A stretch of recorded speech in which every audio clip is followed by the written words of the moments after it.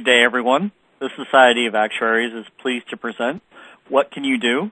Exploring Actuarial Practice Areas, presented by the SOA. We have over 400 individuals registered today, and we are very pleased to welcome all of you to this program. My name is Eric, and I will be your host for today's webcast. Please note that today's call is being recorded, and all participant lines will be muted during this broadcast. If you need assistance at any time today, please send an email to SOA@compartners.com. Today's presentation will last up to 90 minutes and includes time at the end for questions and answers. However, you may enter a question for us at any time during today's presentation. You may submit a question by typing it into the box in the lower left corner of the window. Then be sure to click on the Send button located next to the box. If you're listening to the audio only and do not have access to the chat box, you may submit your questions to SOA@compartners.com. These instructions will be repeated later in the program. In addition, I would like to draw everyone's attention to the links box located to the left of the slide. To view or print the presentation slides, just click once on the presentation handout link, and a separate web browser window will open to display the information and allow you to print it. We would like to remind you that the SOA adheres to a strict antitrust policy. For more information on the SOA's antitrust policy, please visit the SOA website. One final disclaimer, presentations are intended for educational purposes only and do not replace independent professional judgment. Statements of fact and opinions expressed are those of the participants individually, and unless expressly stated to the contrary, are not the opinion or position of the Society of Actuaries, its co-sponsors, or its committees. The Society of Actuaries does not endorse or approve and assumes no responsibility for the content, accuracy, or completeness of the information presented.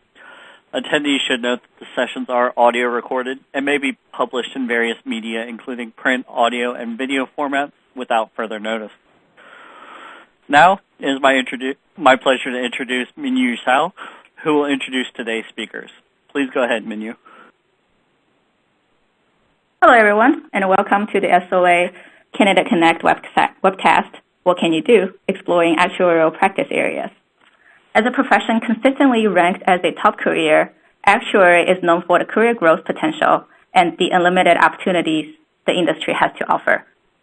The webcast today will provide an overview of several actuarial practice areas. The webcast will include insights from actuaries in the pension, health, and life practice areas. Before we begin, I will briefly introduce myself and my experience in the actuarial world. My name is Minyu Zhao, and I will be serving as the moderator for today's session. I'm currently an assistant actuary at the Reinsurance Group of America, a life and health reinsurance company. Currently, I work in the predictive analytics team, where I focus on using advanced analytics to provide actionable insights on the data to our clients. At RGA, I also manage the actuarial intern recruiting.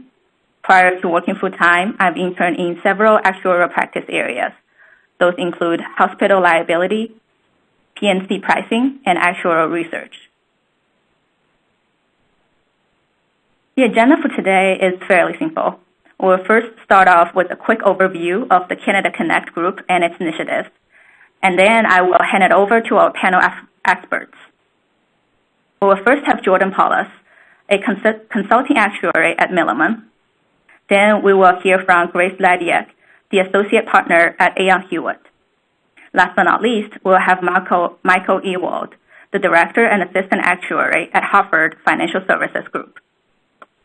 Each presenter will take us through an intimate journey of their daily work life, cover a variety of current topics, and unveil the opportunities in their area for you, the future actuaries.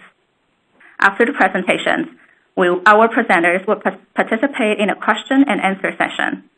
Please note that you can submit questions at any time during the webcast using the chat function in the lower left corner. Candidate Connect is an SOA initiative that attempts to engage actuarial candidates with the SOA community, providing candidates with information, inspiration, and networking opportunities while in pursuit of the Associate of the Society of Actuaries, ASA designation. SOA's candidate support resources include the biweekly Candidate Connect e-newsletter keeps you up to date on SOA initiatives, affecting candidates, exam development, upcoming candidate events, news of the actuarial profession, and resources. We also have Candidate Connect webcasts and in-person meetings. So we will have Candidate Connect events in Nashville, Chicago in May, and more throughout the year. You can also check out the recordings of our previous webcasts through the SOA YouTube channel. We also have the SOA Explorer now available. It's an interactive map for you to connect with actuaries and employers. You can also follow the Society of Actuaries on SOA social media channels. On the left side of the webcast window, you can find the links to the resources that I just mentioned. Now I will pass it over to our first presenter, Jordan Paulus. Thank you, Minyu. Hello, everyone. Let me briefly introduce myself before I jump into it. My name is Jordan Paulus. I'm a consulting actuary in the Denver, Colorado health practice of Milliman. A little bit of my background in education. I went to Wartburg College, a very small school in Iowa, and was actually not a actuarial science major, but was a math and economics major.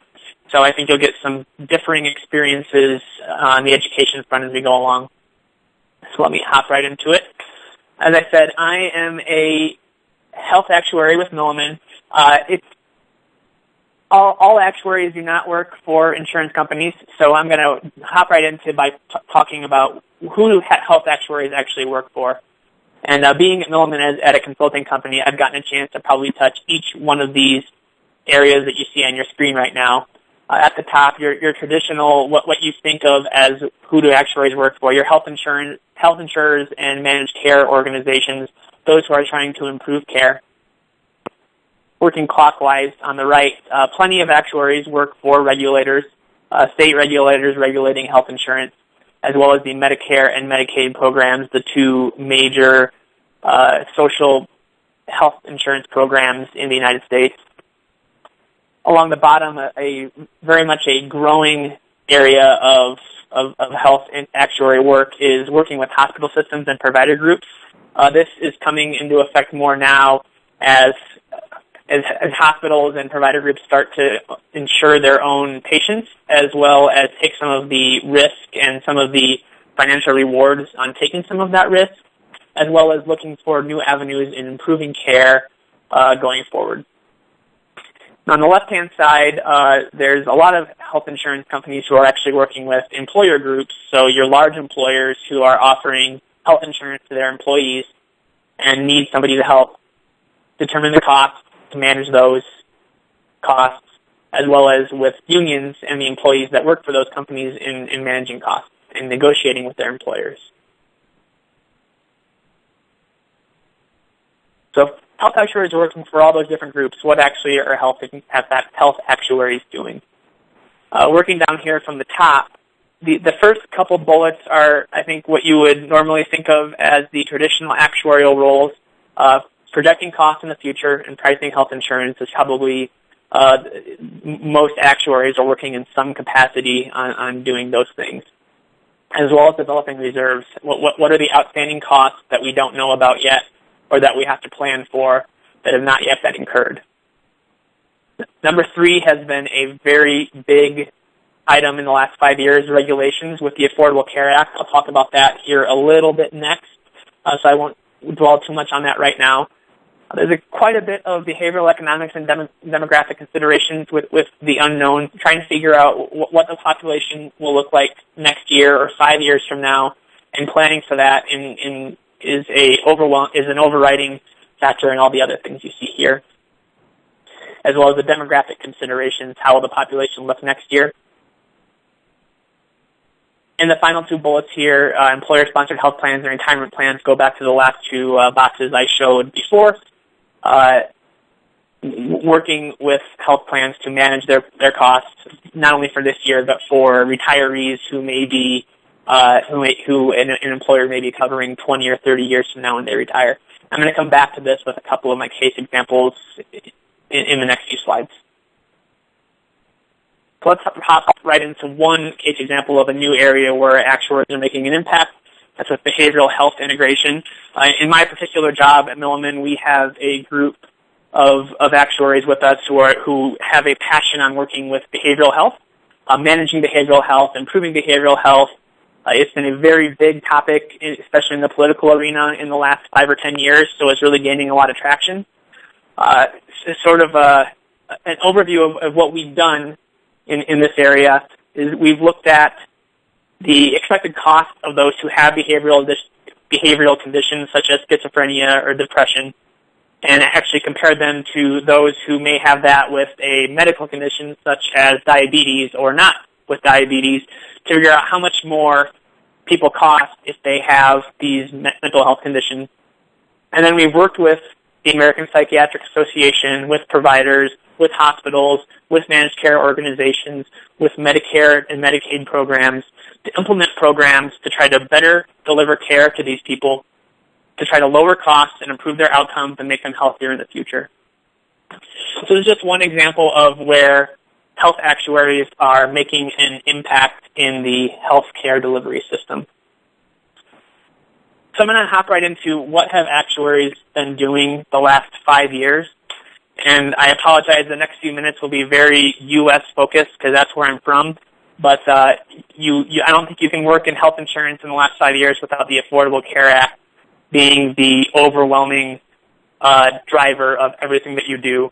So if you've been paying attention to U.S. politics, you've likely heard the quote on your screen, if you like your health care plan, you can keep your health care plan. That was the famous words that were said when the Affordable Care Act, or Obamacare if you want to call it that, was originally passed, and it's been the thing that has really driven everything in the last 5 years. New regulations, new unknowns. It's led to huge increases in health actuaries being hired, both now and in the future. So as I just said, the actuary has grown in considerable numbers since 2010 when the law was passed. It led to great uncertainty. You have this new program of insurance that has a huge group of people who have never had insurance before, and it was up to actuaries to figure out what those newly insured people were going to look like, how they were going to seek care, how old they were going to be, how sick they were going to be, and those types of things, with often very little or almost no information other than maybe some census data from the state. So that was probably from 2012 to 2014 and still developing now the biggest difficulty of being a health insurance actuary, but also the greatest opportunity for being a health insurance actuary because there was so much going on. And finally, all the new rules and regulations that we had to conform to.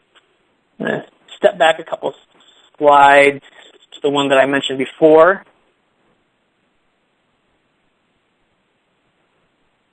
So what do health actuaries do is sort of a case study of how this affected everything.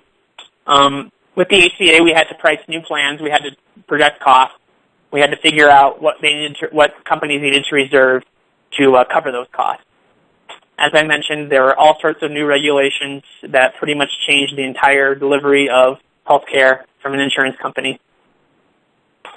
I mentioned there was all sorts of new uninsured employees. We had to figure out behaviorally who was going to enroll in health insurance, how they were going to seek care, and how much they were going to cost, and again, what they were going to look like. How old were they? What gender were they? How many children they were going to have? Those types of things.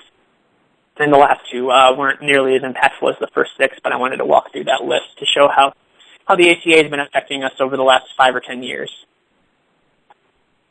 So if the ACA is in the past and the present, what's in the future?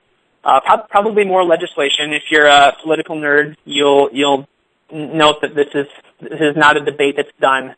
And it's certainly going to be raging for the next several years. Our profession is very, very dependent, somewhat dependent on who wins the next presidential election, for example, and what they'll do with the health insurance industry, as long as it's a major hot topic in that arena. And you mentioned this, and Michael will talk later, but predictive modeling is becoming a bigger player with the wealth of new data and information. And finally, going past the traditional health insurers as a customer and hospitals and doctors as a new customer. Like I mentioned, hospitals looking for actuarial expertise to project costs, to help them manage their risks, and to use their skills in math and prediction and technology to really help deliver better care and better outcomes to patients. So I will wrap up my section by giving you a couple keys to a successful career in health. The first is always ask questions. Don't be hesitant to ask questions. And second, find your passion. As I mentioned, there's so many different ways you can travel in the health insurance industry. There's so many different things you can do. Try new ideas. Try to take on new responsibilities. Try to seek out different things, and really challenge yourself to do that. Pay attention to the news. Like I mentioned, with it being such a political hot topic, a week or a month can change a lot with new regulations. So it's important to keep on top of what's happening now and what might happen even next month with things like elections or the mood in Washington. Network with anybody that you can. Try to find out what they're doing. Try to learn new ideas. Network with not just actuaries, but with doctors, with hospital providers, with people who work in Medicare, with people who work delivering care to employees. And finally, figuring out what you are trying to achieve. Often the end consumer is somebody in management or marketing or underwriting, and each one of those groups has a very different perspective and a very different set of goals. And trying to figure out what everybody's different perspectives and set of goals are so that you can deliver the proper work product to each group is very important. So now I'm going to move on to Grace, who will start by introducing herself. Hi all, this is Grace Ladiak. I'm very excited to be here with you today. So I was in your position about 13 years ago, sitting at Drake University, where I graduated from, and I decided to become a pension actuary working with corporations at Aon Hewitt. I started out in Lincolnshire, Illinois, which is a suburb of Chicago. Ended up downtown Chicago for a while. Also spent about 6 months in the UK learning about their pension program. And for the last 4 years, I've been in San Francisco. One of the great things about my career is that I've been able to develop some different specialties within the pension actuarial community. So I tend to specialize in retiree medical plans, so kind of an overlap with the health actuaries like Jordan. I specialize in retirement income adequacy and also providing continuing education to all the other actuaries at Aon Hewitt. I've also had the opportunity to volunteer outside of my company with some of the other actuarial organizations like the Society of Actuaries and the Conference of Consulting Actuaries, and then have interests outside. And when I was putting this list together, I was thinking most of these interests really developed post-exams when I had a little bit more time. And even in some of my interests, I still get work involved. So the picture in the middle is when I was in Easter Island this past December. I got stranded there for an extra 4 days because there was a strike of the airport workers on their pension plan. So sometimes I can't get too far away from my everyday work. So what do pension actuaries do? Broadly, we are concerned with making sure that people have financial security after they age out of the workforce. And so that generally comes from three sources. You might have heard of the three-legged stool. So from the government, so in the U.S., that would be Social Security, from employer-provided benefits, which is what actuaries tend to be on the most, pension actuaries tend to focus on for the most part, and then from employees' own savings. And so I and the majority of pension actuaries are going to be working with employers in order to manage their retirement plans. And there's really two main types of retirement plans that employers provide, defined contribution and defined benefit plans. Defined contribution plans are the 401ks, probably what most of you might be familiar with, where there's a set amount of money that goes in every year. It's the defined contribution piece, but what it grows to at retirement is unknown.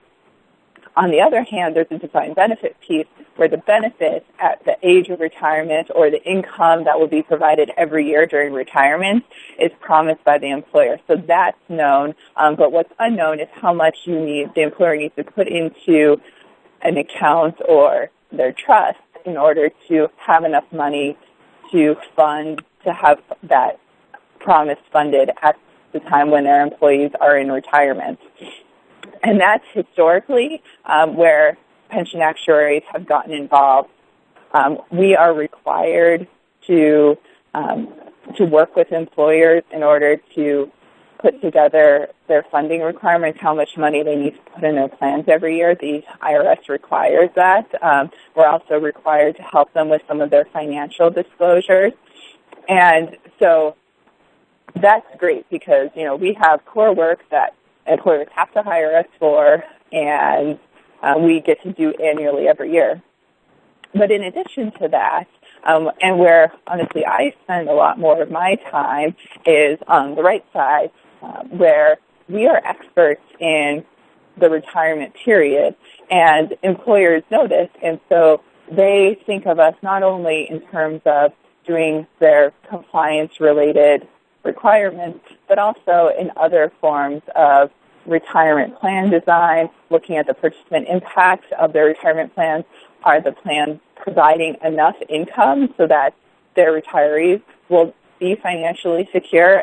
That's one piece that I've been really, really involved with at Ann Hewitt and been lucky to do so. And then also risk management. So these funding requirements and the financial numbers that they put on their financial statements, they can be volatile and move around from year to year. And companies don't like that. They want predictable numbers. And so what we have really gotten into over the past few years is helping companies with their risk management. And so that's been really exciting to see how that's developed over the past few years. So here I've put a typical schedule of my day. And I'm not going to read through this whole thing, but what I want you to take away from it is, for me, I've been working for 13 years. I tend to lead consulting relationships, and so I tend to be on the phone a lot, talking with other actuaries, talking with my clients, training the younger colleagues, and I don't tend to be able to focus on one thing for 4 or 5 hours. I tend to be from one thing to another a lot of time. That was pretty different when I first started, where I'd always have multiple projects going on at any given time, but there might be something I would focus on for half a day and then move on to a second project. The other thing that I point out about this schedule is my first thing is check my emails in the morning for new priorities. So I'm out in San Francisco now, so the East Coast and the Central Time Zone, they've all been at work for a couple hours. So often when I get into work, I find that what I planned the prior day has kind of shifted because I've gotten a bunch of new emails. And typically I try not to plan when I'm planning for the next day, fully plan my day because I know that won't work very well because I'll always have stuff in my inbox in the morning. So that's what I find exciting about it.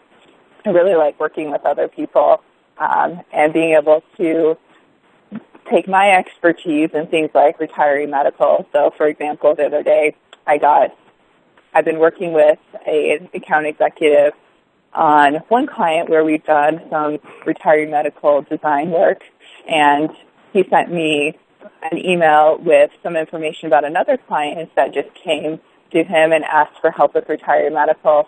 And I was able to walk him through, okay, here's what I see based on the information you gave me. Here's the questions you should ask. And that's really rewarding to me to know that I can help other consultants to better serve their clients. So what does the future look like for a pension actuary?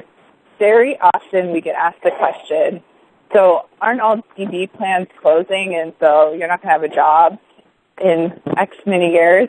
And I challenge that a lot, because while there has been a very big shift in how many companies are still offering defined benefit plans to new hires, I firmly believe that there's still a retirement problem to be solved, and that pension actuaries are the best positioned to solve that problem. And honestly, the shift in the pension environment has really opened a lot of opportunities for pension actuaries, as long as we're willing to be a little bit creative and adapt with the changes.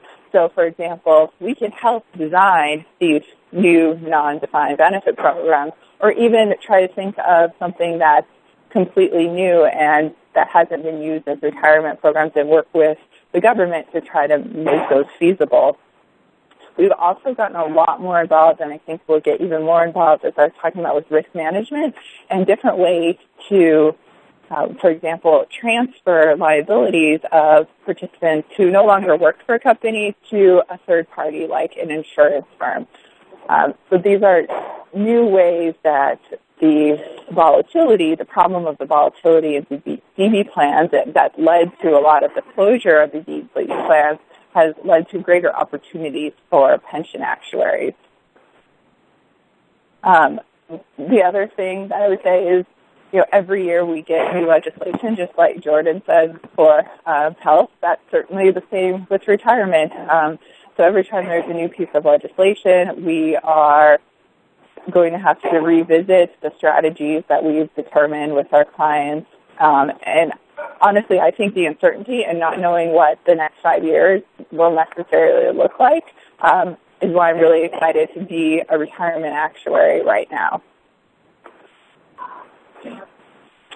And then finally, a couple of lessons starting your career, and you'll notice that some of these definitely overlap with what Jordan was saying. I won't read through all of these, but just point out a few. So number 8, say yes when opportunities come your way. I cannot emphasize this enough. This is what's really given me a great career, is I've said yes to some opportunities. And it doesn't always mean taking on additional work, because sometimes when you take on an opportunity and you have to put something else off your plate, that provides an opportunity for someone else to take that thing that you're giving away, and that can be a new opportunity for them to say yes to. So it can be kind of a chain in that way. And then aligned with that, number 7 is putting yourself out of your comfort zone. Do something that's a little bit uncomfortable, where you're not exactly sure if you're going to succeed. I mean, it's always good to have a mentor or someone who you can go to for advice, but challenge yourself, and that will really help you to grow. Number 6, taking ownership of your work. I cannot stress this one enough. The people who I'm going to be promoting the most quickly and giving the most responsibility to are those who not only just complete the part that I specifically asked them to do, but look beyond that and make sure that the project is completed from start to finish, even if they weren't specifically asked to do that. I'll skip down to number 4, be someone people want to work with. Another one that I don't think necessarily gets talked about a lot, but if you're pleasant to work with and you're a hard worker, people are going to come back to you and give you those opportunities again that you could say yes to. And then number 1, have fun. And this kind of aligns with Jordan's find your passion. I truly believe that if you can find the intersection of what you like to do, what you're good at doing, and what the business needs, that can be a great recipe for career success. So with that, I will turn it over to Michael. Great, thank you. Before we get started in my presentation, I wanted to give you guys a little bit of background about myself. I am a career changer, first of all, so I know that will hopefully resonate with some of you on the call. I grew up in Connecticut. I'm working in Connecticut at the Hartford, but I did spend 4 years in South Carolina for college at the College of Charleston. Graduated there with an economics major and a minor in finance. During college, I did not take any significant math classes. I passed out of all of my requirements in high school. Post-school, I started working at an Italian construction company where I was responsible for corporate finance, project finance. Eventually, that led into work restructuring the division because it was during the Great Recession and construction spending had dwindled. So that was a pretty interesting time in my life. Learned pretty quickly that numbers may tell you one thing, but there's a whole slew of other things that you have to consider: employee morale, stress, talent retention. So the numbers aren't everything, which is a good thing to learn at a very young age. While I was there, I was taking CFA exams, trying to think about a different career path, and after passing a couple of those, my girlfriend at the time, now my wife, said, "Oh, you seem to be relatively good at taking exams. You should start thinking about an actuarial career path." And I didn't really know what that meant, but I looked into it, and what appealed to me most was that you could do pretty much anything as an actuary. You could go into finance, you could go into investments, risk management, pricing. The list goes on and on. So I think we have 400 people on the call who are interested in becoming actuaries. I certainly encourage you all to follow that path. It's been a very, very fulfilling career for me, so I'm glad that you're all here. After a couple of years at the Italian firm, and after I passed a few actuarial exams, I started at the Hartford in their Japan variable annuity valuation department, financial reporting. From there, I worked in fixed index annuity pricing, then went to group benefits predictive modeling, worked on long-term disability. My current role is group life pricing. So not your traditional career path, but certainly has been an exciting one. Oh, I'm sorry, I should have gone to my slide. That's me. Today we're going to be talking about predictive modeling, and predictive modeling, you hear about it a lot. Talked about it a little bit prior to this, but it's a buzzword. It means a lot of different things. People are talking about data science. We see it a lot in the news, and what this slide really gets at is we are experiencing a data revolution. The world that we live in collects so much data about us, about our friends, about our families, about our habits, where we spend our money, where we spend our time. I like to think of Google as knowing more about me than even my own mother. Google knows probably where I'm going to be spending my weekend. If I look up directions to a certain location, I'm probably going to be traveling there. Apple tracks my phone.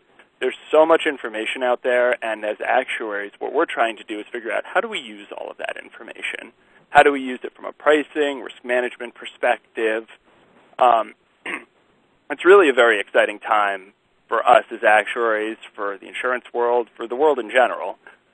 You may have read in the news that Target can predict if you're pregnant before you can or before your family can. And what really resonates there is that they know a lot about you. It's scary in some ways that there's so much information out there, but although it's scary, it is exciting at the same time. I'm going to go into a little bit of detail about what we do in predictive modeling, and this slide just refers to data. And it mostly refers to internal data, so before I talked a little bit about external data sources, Google, Target, etc. This refers to insurance companies' data. And when we're looking to hire people, we need a skill set that allows one to manipulate all of this data. The graph or the exhibit's very complicated. It's supposed to be. You don't need to understand it. What you do need to understand is that it's incredibly messy. Our data structures were built 20, 30 years ago, very much so in the group space. Health probably as well, and I know P&C. But the skill set needed here is people that can manipulate the data. If you're good at SQL, if you're good at R, if you're good at Python, molding, changing, transforming data, that's a skill set that's very, very valuable. And those are skill sets that you can learn now in college, and I'll talk about some resources later. The other thing to take away from this slide is that you not only need to understand how to manipulate the data, but you need to understand where it comes from. So all of this data comes from a source, and it's fed by humans, and humans make mistakes. So another skill set that is going to be hard for you all to develop now, but as you move through your career, it's necessary, is understanding where the pitfalls are in your data.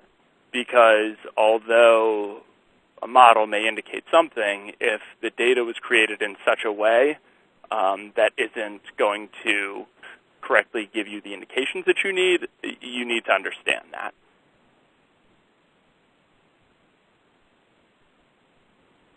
The next exhibit just shows the power of predictive analytics, and the graph shows frequency, incidence. You can think about this as like mortality or probability of disability, something like that, just the probability that an event will occur. And on the x-axis, we're showing elimination period, or like a deductible, basically. The longer the elimination period, the higher the deductible, the less likely you're going to see a claim. And I show you two lines, the observed slope and the modeled slope. The observed slope, the yellow line, shows what you would see if you just looked at a one-way cut of the data. If you took the data as it stood and said number of claims divided by number of lives. And the modeled slope is clearly a lot steeper, and you can see that 16% difference there. The real power of predictive modeling is basically able to tease out the true impact of a variable. So when controlling for all of the other variables in the model, what is the impact of elimination period on disability incidence? It's really just a tool. Actuaries have been doing this forever. It's not different than what we've had to do in the past. It's just this is an easier tool to be able to tease out the true impact of a specific variable.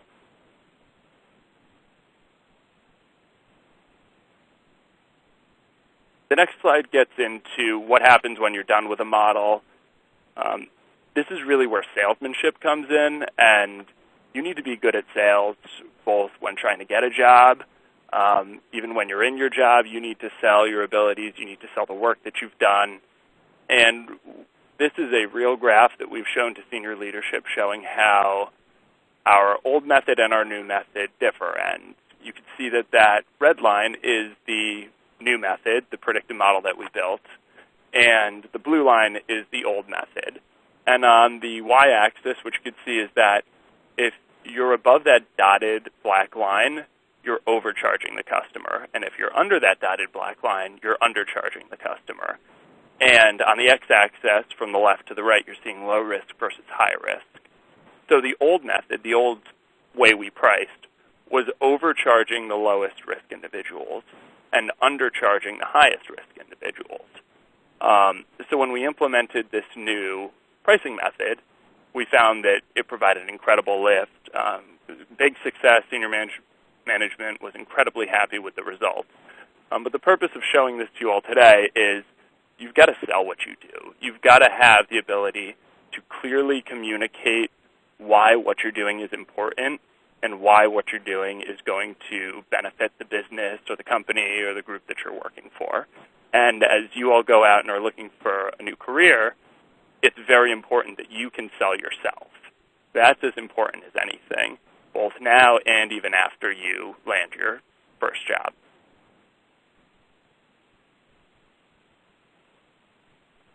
Next slide just gets into communication. I'm not going to read all of the items here, but communication is exceptionally important. Your ability to ask questions, I know that was mentioned earlier, the ability to listen, the ability to be able to understand what your clients, what your peers need. Communication is something that we can all work on.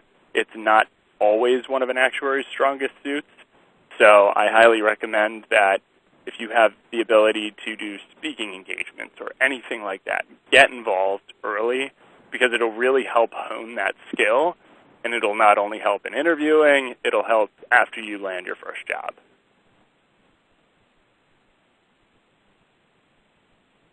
The last slide I'm going to share with you today is resources that you can use. This gets into one of the first slides I talked about with regard to data preparation. The first resource that I mentioned up there is Predictive Modeling, a Modeler's Introspection. This is a paper that I wrote with a colleague. It's published on the SOA website. This describes how to build a model. It goes through at a very high level all of the process, the steps, what you need to do, what you need to know. It's not a technical paper, but it'll at least give you a high-level overview of predictive modeling. The next two, software and Kaggle, these are two resources. Software being you can learn Python and R. These are open source softwares. Emblem and SAS are not free, so it would be very hard for you all to learn those now. But Coursera provides courses that help you learn some of these softwares, some free, some not.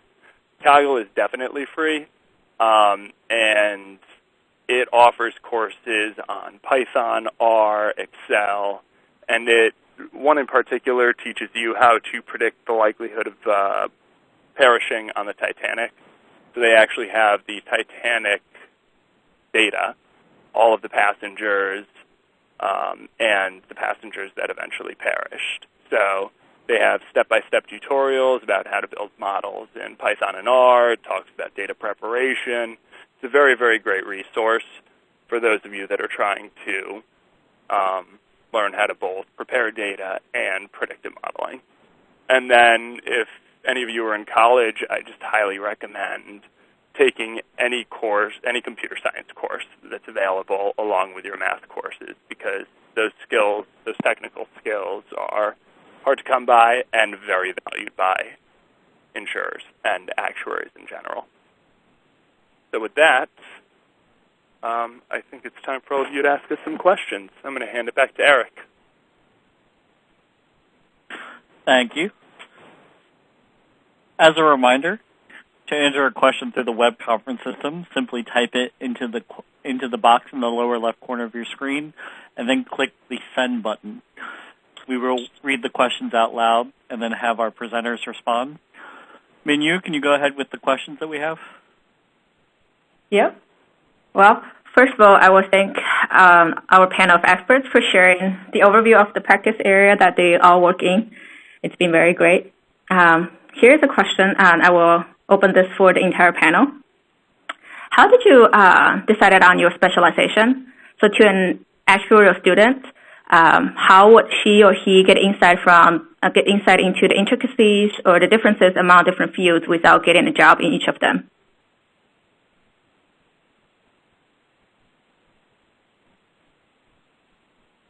I can start. This is Michael Ewald. I don't know if I've decided on my specialization yet. I think you can always rotate through different areas. Like I mentioned before, I worked in annuities, I've worked in predictive modeling, I've worked in group, but I could see myself working in other areas. I think one of the keys is just developing your skill sets and developing skills that can be applied to different areas. And the nice part about joining a rotational program at a young age is that you're going to be able to see a lot of different areas. So, I made the choice to become a life actuary, but even though I made the choice to become a life actuary, that doesn't mean that P&C doors haven't been open for me.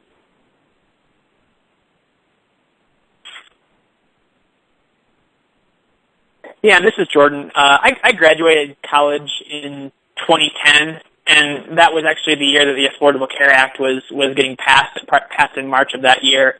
So I was looking for a job right in the midst of all the debates and it going through Congress and such. And it was pretty clear to me then that it was going to be at least interesting for at least the first 5 or so years of my career, and that was certainly true. So that's how I decided on health. But within health, like I mentioned, there's so many different ways to go about it. I actually started consulting to employer groups I did that because I prefer the meeting with clients and solving those types of problems with clients than the super deep math stuff. I still enjoy math. I still do math. I wouldn't say I really do in-depth math and really high-level math, but I like the interpersonal connections that I would get in that type of consulting.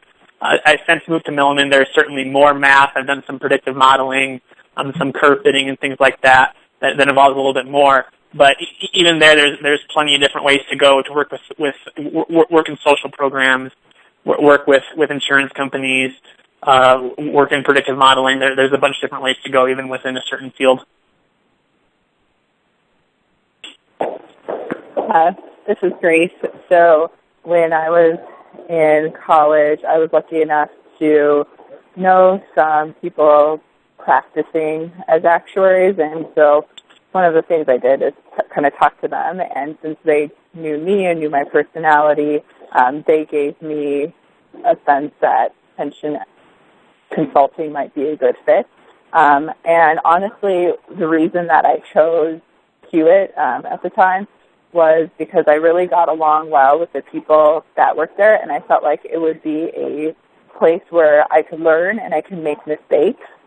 And that was really important for me as well, almost more so than the particular track. And I would say, though, that there's also kind of an interest in retirement and retirement policy from a young age. I'd done a speech on Social Security in college, so clearly I had interest in that area, but it was also just a good fit for my personality.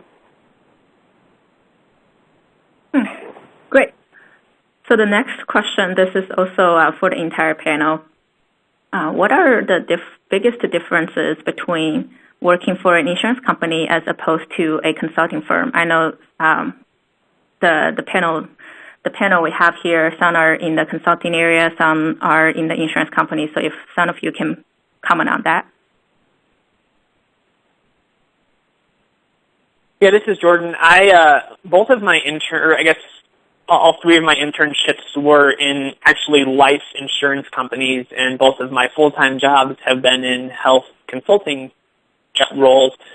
So I would say that in consulting, there's a lot more a lot more of a varying type of end user. You may be working for 3 or 4 different clients at a time, whereas in life insurance, and every life insurance job is going to be different, and every consulting job is going to be different. So I'm just going to try not to paint too much with a broad brush, and I'll just give my experience.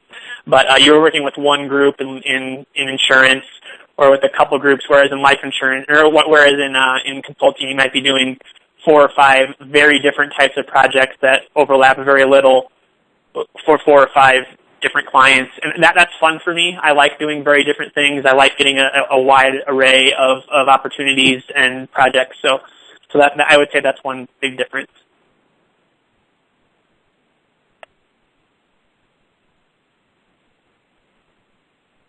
I can touch on the insurance company. This is Michael. So at the insurance company, at least in my experience, again, we're painting in broad brushes here, and it's all going to be different. But the roles that you have when you rotate through are going to be specific to a function. You'll learn reserving in one function. You'll learn pricing in another function. You may learn the investment side in another function. And within those functions, you'll have varied work. Some are more production than others. Production meaning, at the beginning of every month you'll do something similar, whereas other jobs or functions are ad hoc. I would say the biggest difference is that at the insurance company, you are going to have rotations generally within different areas, and that will be defined by jobs that are available. And at the consulting company, you'll have similar type rotations. It'll just be the clients that the firm is working with, and then you'll rotate from project to project. So you're going to see a lot of different things in either insurance companies or consulting firms, but it's just the manner in which they come in or you see them. And this is great. I think I'd agree with everything that Michael and Jordan would say. Definitely true that in consulting, you're working on very different things from 1 hour to another, like I showed on my little timeline. And for my type of personality, that works really well. I'm not great at just focusing on a project for 8 hours in a day, although from time to time I do that. I would rather be working on multiple things in a day. Okay, great. So the next question is for Jordan. So in health and benefit companies, what is the biggest difference in duties between underwriters and actuaries? All right, yeah, thanks for the question. So I would say that, and I've not worked in underwriting capacity, though I have worked with plenty of underwriting groups from different clients. Actuaries are going to be on sort of the front end of, so in underwriting function, we'll often, you'll get a group where you're quoting a rate for a group of, say, 100 employees, and quoting how much insurance cost will cost for those 100 employees. The underwriters use a set of factors, say, factors for age, factors for how sick that group is, to determine that rate. The actuary will be on the front end setting those factors.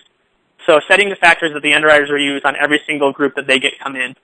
So for example, the actuaries will be the ones that figure out that after you control for these 5 or 6 other variables, a 40-year-old woman will cost 20% more than a 25-year-old male, for example.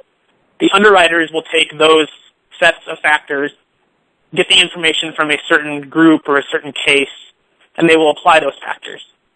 So it's really a macro versus micro level where the actuaries are working on the macro level. That doesn't mean there's not a gray area where there's some crossover, but I think that's the most easiest distinction.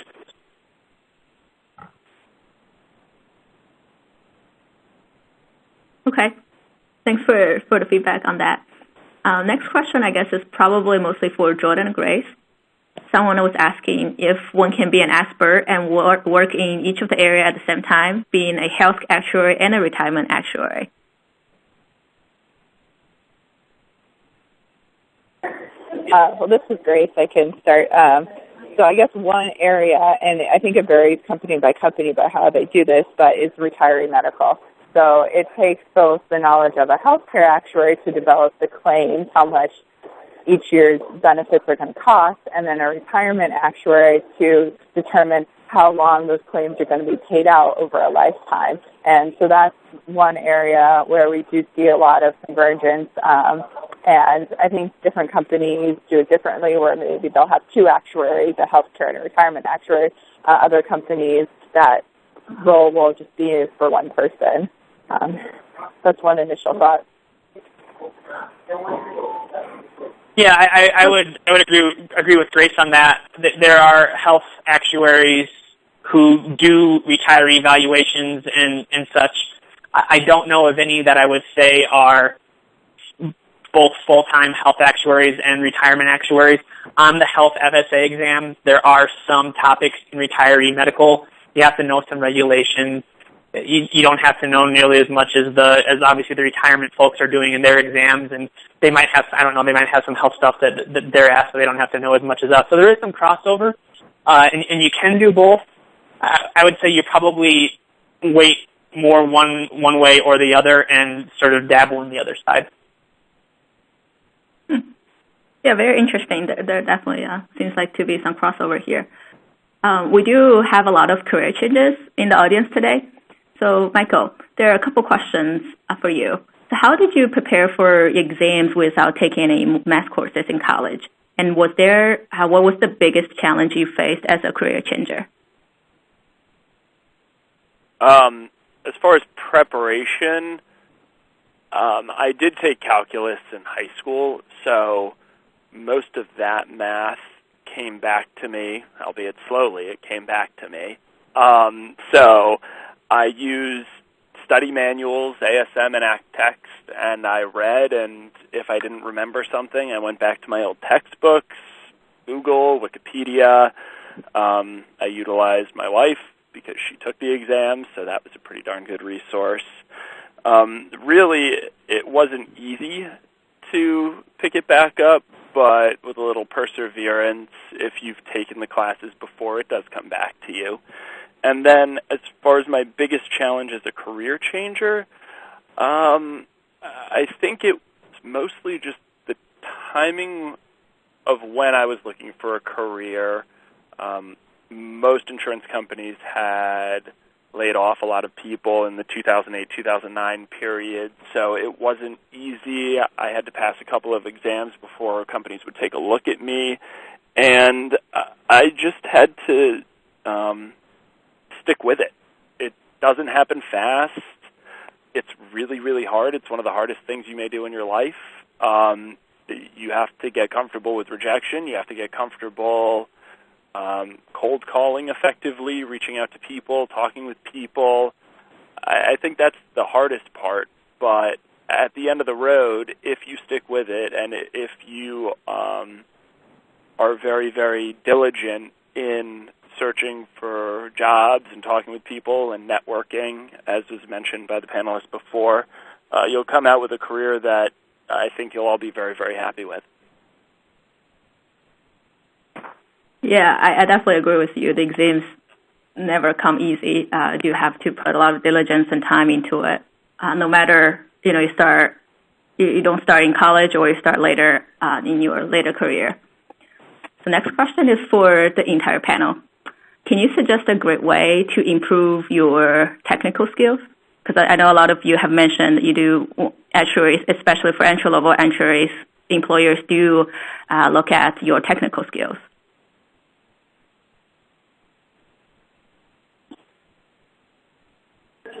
Do you think this question is asking about like computer technical skills or actuarial topics? I think it can be both, like Excel, R, all that type of software. Okay. For my job as a pension actuary, I use models that people build. So pretty much the only technical skills in terms of computers that I need are Excel and then some basic understanding of coding logic to be able to use the models that people have already built for me. Now, clearly, there's also pension actuaries who are the people building those models that need a lot more than I do, but I don't need a ton of kind of coding experience. And then on the other side of the coin, if we're talking about more actuarial technical skills, I just think get through your exams as quickly as possible. And then also, I think one of the things that Jordan mentioned is kind of keep up with the news. So if there's a particular area where you're interested in, Google it, or if there is a organization that does research, maybe follow them on Twitter and see what new research is coming out, and just reading about kind of the new and interesting things can be a way to gain some of those technical skills as well. Yeah, this is Jordan. Michael touched on it earlier, but take computer science classes. I took a couple. I wish I would have took more. We use SAS, we use some R, we use a lot of Excel. When I was in school, I tried to, for computer classes that I wasn't taking, I tried to learn some code on my own and write some of my own code. I'll have weeks where I'll work a lot in it. I'll have weeks where I'll work hardly at all in it, and it will be much more soft skills, interpersonal skills, and much less on the technical side. So it does come in handy, even in certain roles. That would be my best suggestion. I completely agree with that. Google offers a great Python introductory course, so you can watch the same videos or the same guy that teaches people at Google. Again, you can go to Coursera, the ones that I mentioned in my presentation. There's so many resources. I subscribe to an email called Python Weekly, so I just scroll through and see if there are interesting projects out there that might be useful for me. Just start with Google and figure out a software that you want to learn and focus on that. I mean, R and Python are both pretty good. It'll be hard for you to learn SAS just because there's a cost to that. But if you can learn it, or if you can code in anything, whether it be VBA or SQL or Python, or it's all very, very transferable. And once you learn to code in one thing, you can learn to code in something else. Yep. Since we just kind of touched up on the technical skills to the entire panel, how would you suggest a student to choose between taking more computer science classes or improving their technical skills, or comparing to a part-time internship opportunity? Which one do you think would be more beneficial?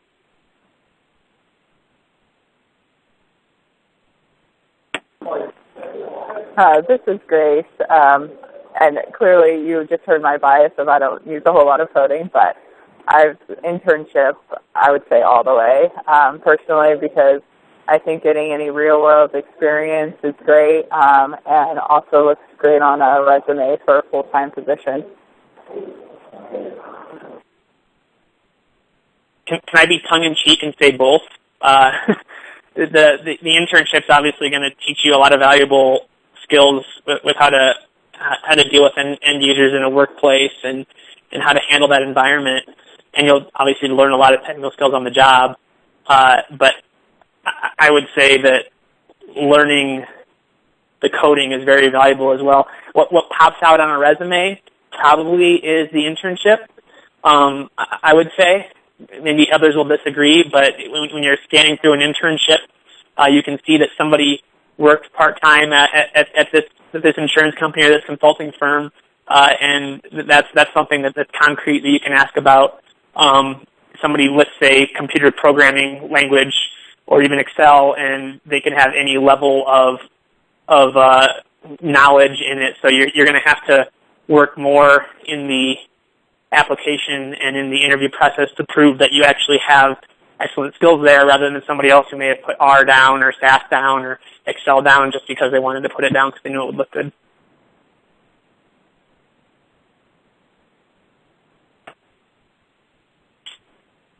Okay. Yep. So, Michael, you mentioned you work in the predictive analytics space. There was one question for you asking about, is there a difference between an actuary and a data scientist working for an insurance company?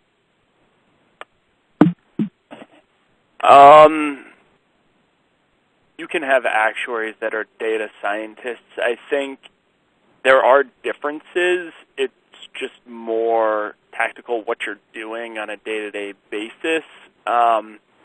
I'd say it also varies from company to company and how they're structured, but data scientists tend to be more centralized at this point in time. Companies are building out predictive modeling programs, but 10, 20 years from now, I don't think that there will be a huge difference between data scientists and actuaries. I think actuaries are developing the skill set that data scientists have. Again, the aggregation of large sets of data, advanced statistical techniques. So today, yeah, there's a difference mostly in job function, but in the future, I think actuaries should be well equipped with those skills. And the exam process is good at teaching us all a lot of different things. We don't necessarily use all of them on a day-to-day basis, but hopefully actuaries have the ability to have that tool in their tool belt in the future. So hopefully that answers the question. Yeah, I definitely agree with that. So the next question is for the entire panel. How serious is the math you use in your everyday work? Do you find your work to be mathematically challenging and fulfilling? Or do you really get to, get your hands dirty with some good math problems at work? This is Grace. This is Jordan. I would. Oh, yeah, Grace, you start. Okay, sorry. So I would say that the amount of math that I do now is a lot less than when I started. When I started, I would use a lot of interest theory, commutation functions, kind of the core pension actuarial mathematics, because I was doing a lot of work. And what that allowed me to do is over time really understand the conceptual nature of that math and understand rules of thumb. And so now when I'm reviewing work, I am not necessarily going out and doing a commutation function in Excel or something, but I know approximately what the number should be, but that's all based on that deep knowledge of math that I had from college and from working for 13 years as an actuary.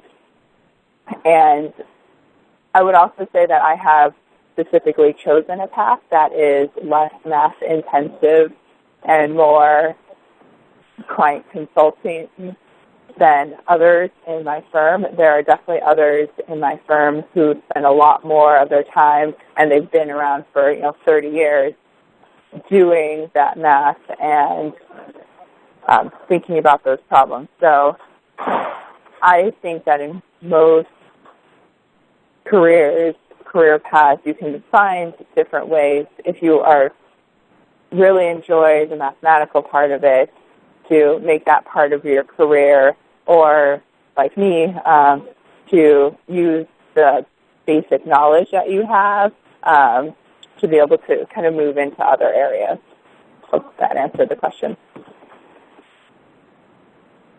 Yeah, this is Jordan. I would say it varies from week to week or month to month or even day to day. I wouldn't call anything that I do incredibly complex theoretical math, although some math is more difficult than others. I mentioned before, I've been doing some predictive modeling and things like that. That obviously requires a little bit, certainly more programming and more math to develop those models. I would say that probably it follows an 80-20 rule, where 20% of the stuff that I do is difficult math, 80% isn't difficult math. But on the other hand, there will be there's several different things you can say that for. 20% of the stuff will involve really hard, difficult strategic decisions that might not involve math, but they're still challenging problems and hard problems and require logic, but just not knowledge of a really high-level math course, while 80% may not have that. They're two very different types of projects, two very different skill sets, both fun, but they don't necessarily both require a deep knowledge of theoretical math.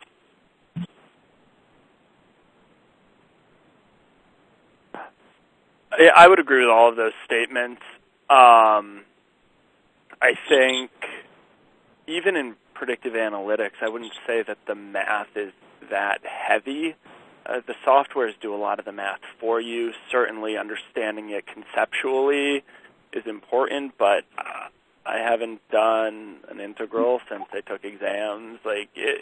You're not doing that much longhand math. You certainly have to understand it, but I wouldn't say that even in my most technical roles, you do a lot of it. The math that they teach on the exams, when you're learning to derive formulas, that's good to know, but at the end of the day, we mostly take the derived formulas and run with it, like Black-Scholes. I've used Black-Scholes in some of my work, but again, that formula is not overly complicated. The derivation of it is, but the formula is not. So I'd say the math that you see during the exams is going to be much more complicated than what you'll use in practice, as a generalization. I agree with all of what the panelists have said so far.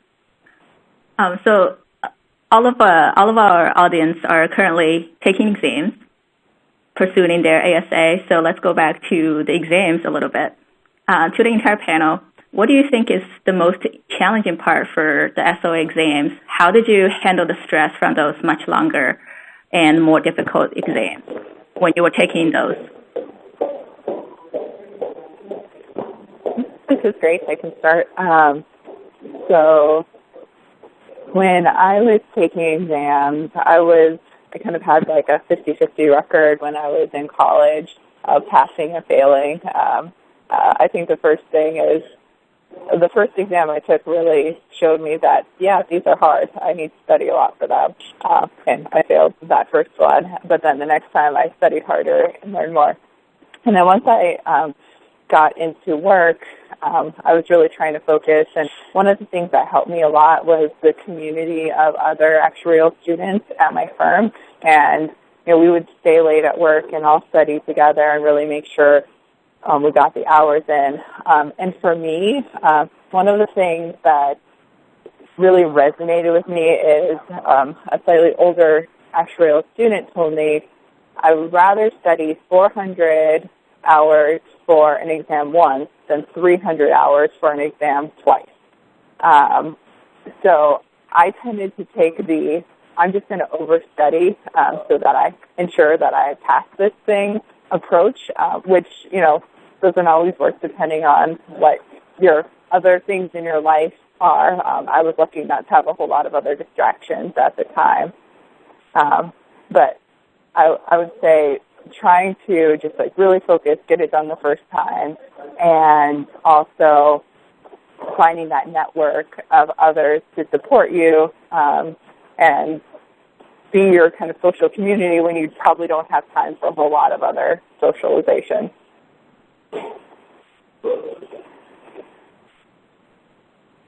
Yeah, this is Jordan. So I would say that when I was first taking exams in college, my motivation was where I wanted to be. I actually I started taking exams because, no offense to anybody from back home, I love Iowa. I really love Denver.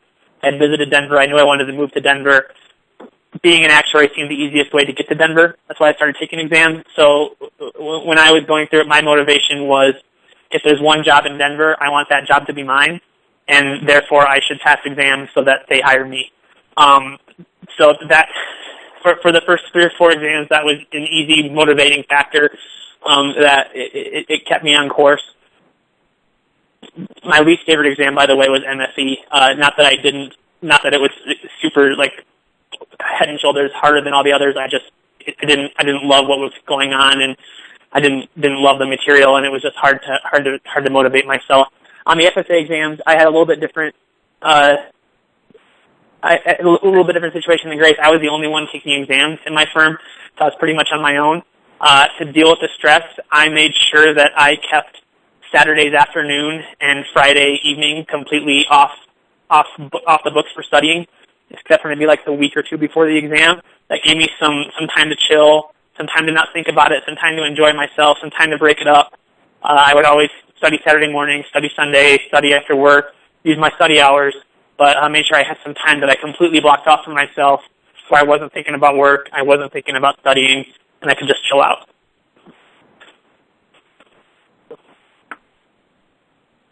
This is Michael. I would say that when I was working at my prior firm, I didn't get any study time, so I would work my 8:30 to 6, and I'd go home and study. And I'd drink a lot of coffee, and I'd stay up late, and then I'd wake up, and I'd be very tired, and I'd drink more coffee, and it was a pretty vicious cycle. I was pretty burnt out by the time I left there to join an actuarial student program. Once I joined the program, I found that I woke up at 5 every day. I was in the office by 6. I studied from 6 to 9, 6 to 10. Got to my desk, worked a full day, went home, and I didn't think about studying, and I didn't study on the weekends up until maybe a month before my exam. So I really tried to use those mornings, make sure I didn't use the mornings to study, not to drink coffee at night, get a full night's rest, and I found that was a lot more effective for me. Thanks for sharing your experiences there. Drink a lot of coffee, yeah. Anyway, the next one is also related to exams. How does the panel think in terms of the number of exams that would be ideal for an undergraduate pass before looking for an entry-level job?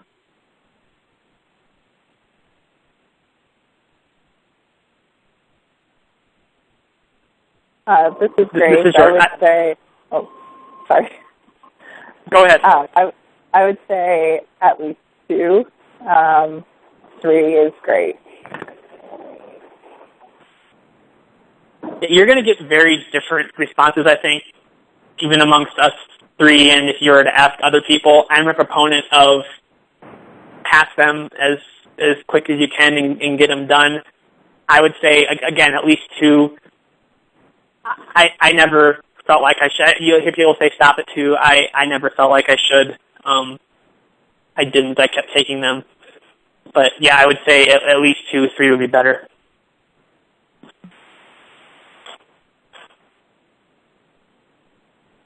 Yep. So with the exams, how different is your work from the problems that we had to solve on exams? In other words, how different is the real-world problem from precise and idealized problems?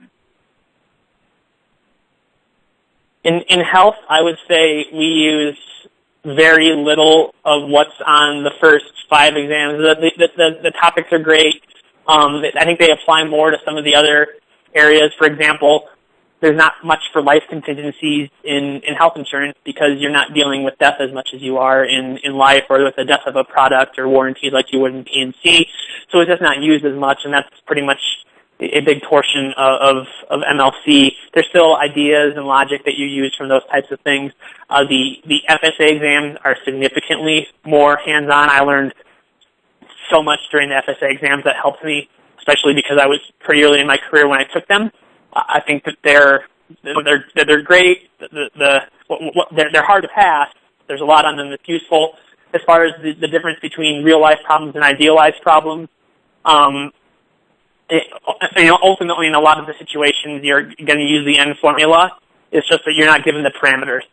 You're given a big set of data and you have to figure out what the parameters are. And often that data isn't that great. You have to figure out what to ignore, what to use, what part of the data is not good, what to throw out. And I say that's the hardest part is getting the parameters, getting some of the little pieces that on an exam problem you're given already.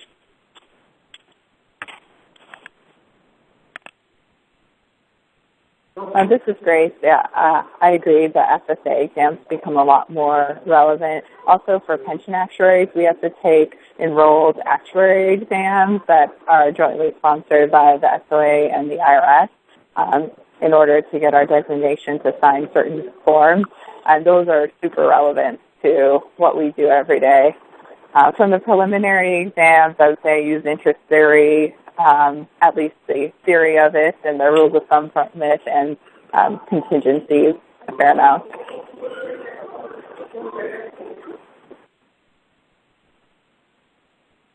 I would say that for the lower level exams, I was working in a role where I was using MFE material at the time I was studying for the exam.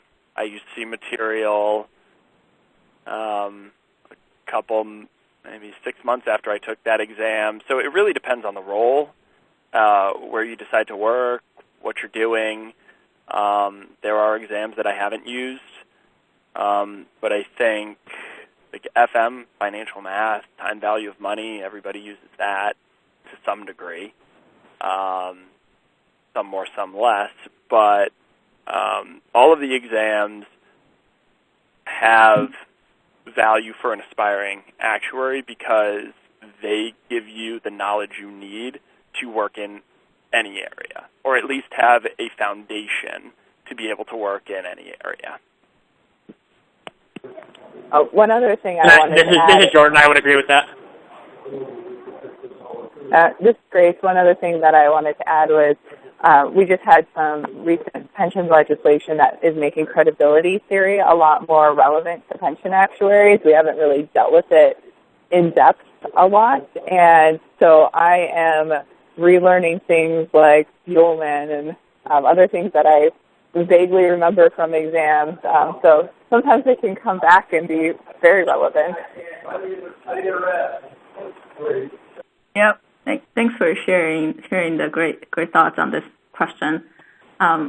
Next one, a number of our panelists have mentioned the idea of asking questions, and one of the questions was asking about that. the student was asking that she does recognize the importance of asking questions, but sometimes it's kind of hard to really think about what kind of questions to ask, especially, when you were a student, thinking back when you were still in school, you were kind of inexperienced and you don't have a lot of the actual knowledge. So do you have any examples or suggestions in this regard?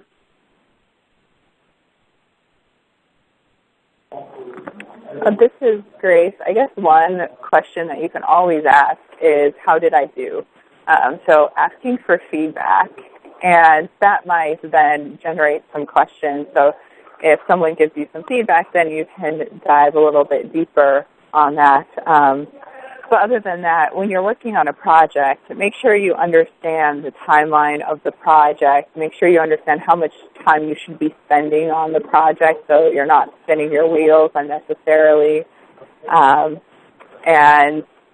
don't be afraid to ask questions along the way when you're working on a project and you're confused. I think most of us would rather have someone do that than give us something that's kind of half right without that person having come to us to talk through the problems that they were having in doing the project.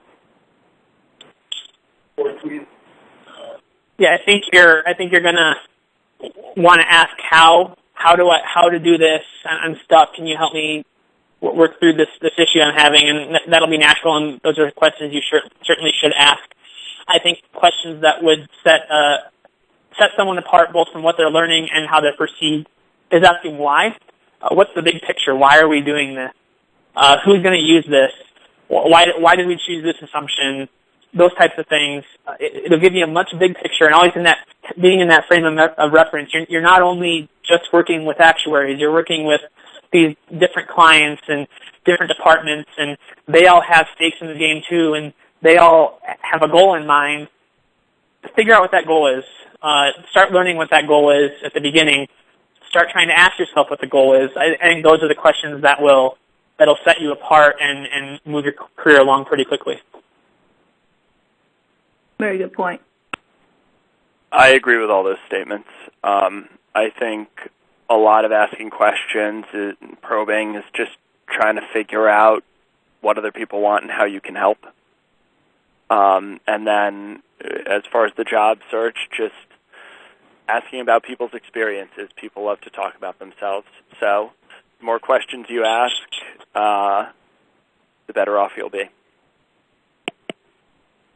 Agreed. Since we're kind of starting to talk about work a little bit, can each of the panelists comment on how the lifestyle and the culture it is like at your company?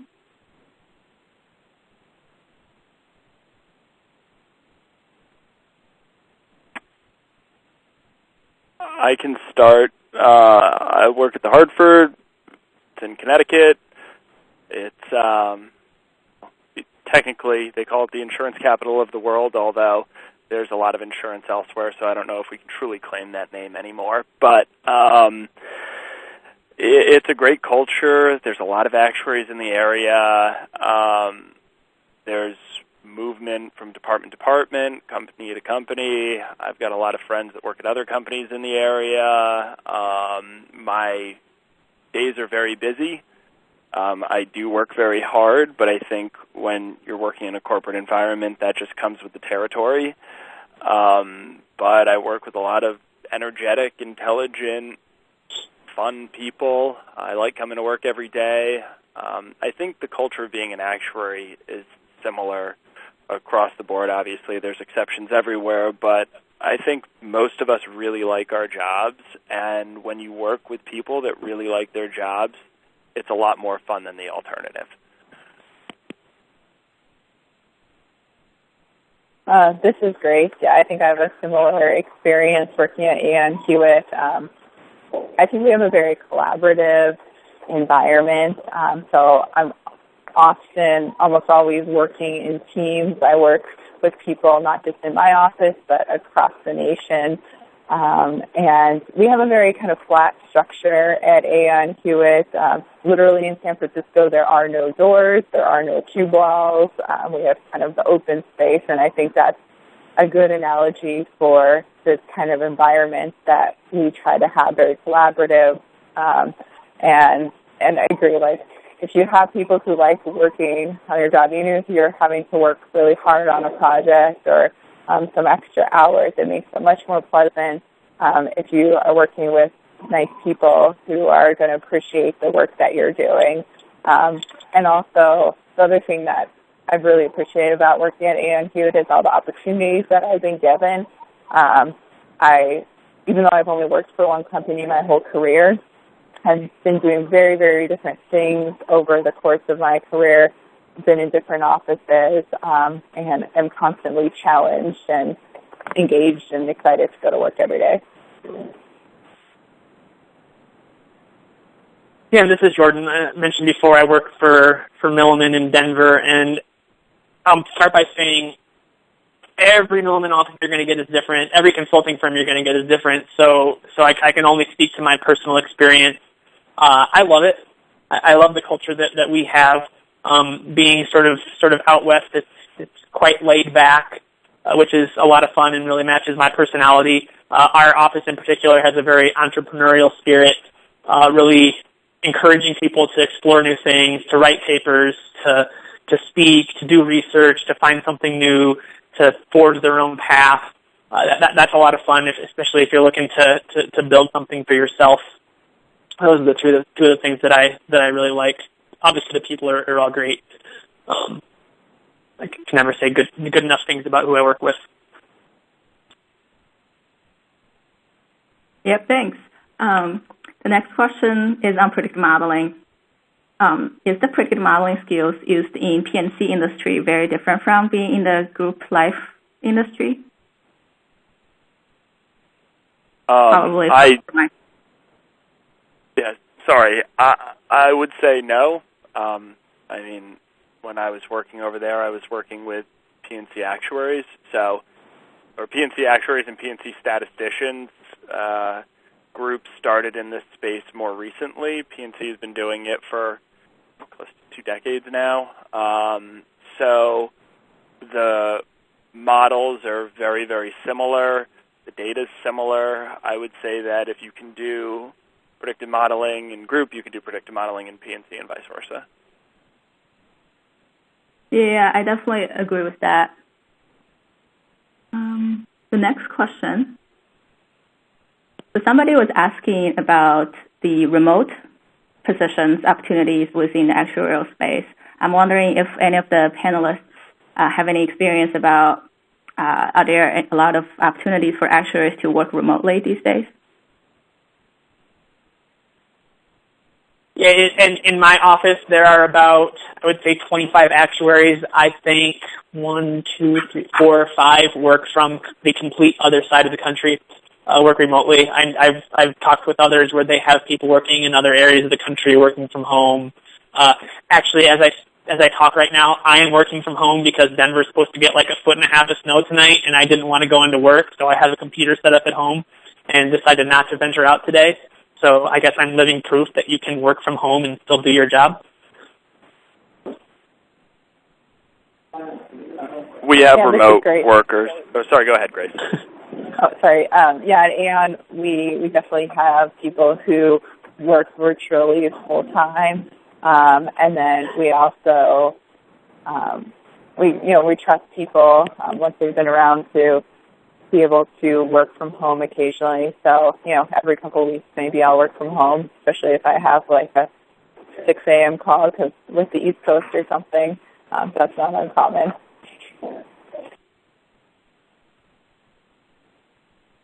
I echo those comments. It's very similar with the Hartford. Thank you. With that, we will conclude today's webcast. I would like to thank our panel, Jordan, Michael, and Grace, for their time and insights. I would also like to thank all of you who attended the webcast today.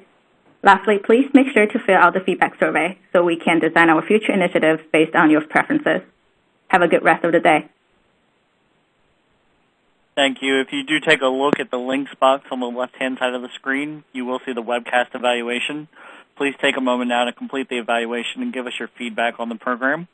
Then click on Submit when you've completed the evaluation to send us your responses. Your comments and suggestions are very important to us, and they help us to provide you with this kind of quality programming.